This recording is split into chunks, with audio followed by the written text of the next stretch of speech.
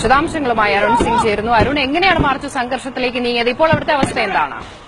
കടുത്ത സംഘർഷം തന്നെ, അതിശക്തമായ സംഘർഷം തന്നെയാണ് പാമ്പാടി നെഹ്റു എഞ്ചിനീയറിംഗ് കോളേജ് നിലനിൽക്കുന്നത്. SFI പ്രവർത്തകർ ഏതാണ്ട് ക്യാമ്പസിനുള്ളിലേക്ക്, കോളേജിനുള്ളിലേക്ക് കടന്നിരിക്കുന്ന ഓഫീസ് അടക്കം പൂർണ്ണമായും അടിച്ച് തകർക്കുന്ന കാഴ്ചയാണ്. പോലീസിന്റെ നിയന്ത്രണം എല്ലാം തന്നെ നഷ്ടപ്പെട്ടു കഴിഞ്ഞു. വിദ്യാർത്ഥികളെല്ലാം തന്നെ പോലീസിന്റെ വലയം ഭേദിച്ച് ക്യാമ്പസിനുള്ളിലാണ്, മെയിൻ ഗേറ്റിലായിരുന്നു തടഞ്ഞിരുന്നത്. അവിടെ നിന്ന് വിദ്യാർത്ഥികൾ പൂർണ്ണമായും ക്യാമ്പസിനുള്ളിൽ കടന്നിരിക്കുന്നു. ഓഫീസ് അടക്കം അടിച്ചു തകർത്തിരിക്കുന്നു. ഏതാണ്ട് ജനൽ ഷീറ്റുകളെല്ലാം തന്നെ കണ്ട് പൂർണ്ണമായും തകർത്തുകൊണ്ട് തന്നെയാണ് പ്രതിഷേധം മുന്നേറുന്നത്. ഏതാണ്ട് 100-ലേറെ വിദ്യാർത്ഥികൾ SFI പ്രവർത്തകരാണ് ഇപ്പോൾ ക്യാമ്പസിനുള്ളിൽ അക്രമത്തിലാണ്.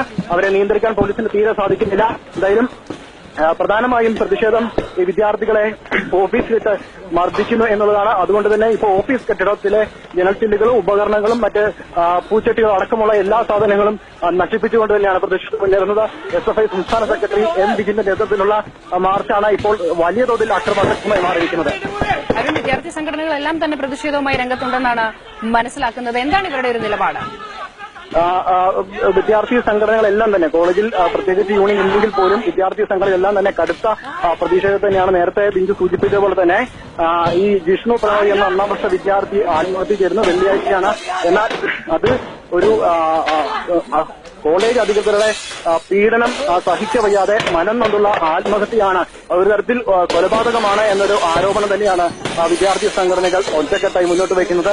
അതിന്റെ ഭാഗമായിട്ടാണ് കൃത്യമായ അന്വേഷണം വേണമെന്ന കഴിഞ്ഞ 2 ദിവസങ്ങളിലായി വിദ്യാർത്ഥി സംഘടനകൾ ആവശ്യപ്പെട്ടു. പക്ഷേ അധ്യാപകരോ അല്ലെങ്കിൽ പോലീസോ ഇതുവരെ പോലും അത്തരത്തിലുള്ള ഒരു നടപടിയിലേക്ക് കടന്നിട്ടില്ല. അതിലുള്ള ഒരു പ്രതിഷേധം കൂടിയാണ് ഇപ്പോൾ ഈ ശക്തമായ മാർച്ചിലേക്ക്, അക്രമാസക്തമായ മാർച്ചിലേക്ക് കടന്നിരിക്കുന്നത്. ആദ്യം KSU പ്രവർത്തകരും MS പ്രവർത്തകരും മാർച്ച് നടത്തി. KSU പ്രവർത്തകർ മാർച്ചിൽ വലിയ തോതിൽ കല്ലേറുണ്ടായി, ലാത്തിചാർജ് വീശി.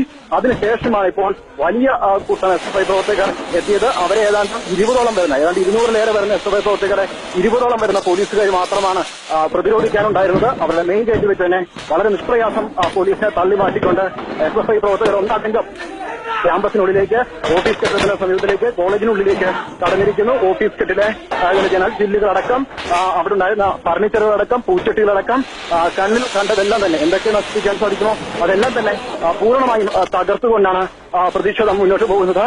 ഇപ്പോൾ ഏതാണ്ട് 10 മിനിറ്റോളം ക്യാമ്പസിനുള്ളിൽ ഒരു